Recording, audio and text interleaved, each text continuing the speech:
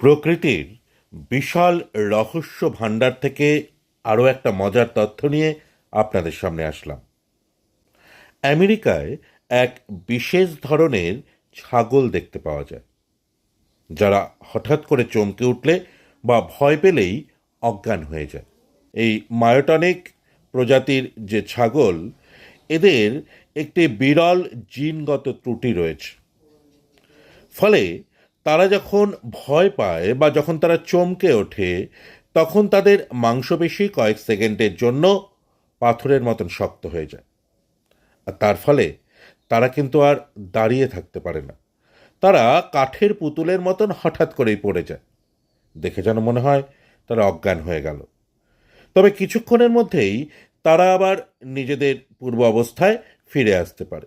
তো এই অদ্ভুত কারণেই এই শ্রেণীর ছাগল কিন্তু পৃথিবীতে বিখ্যাত।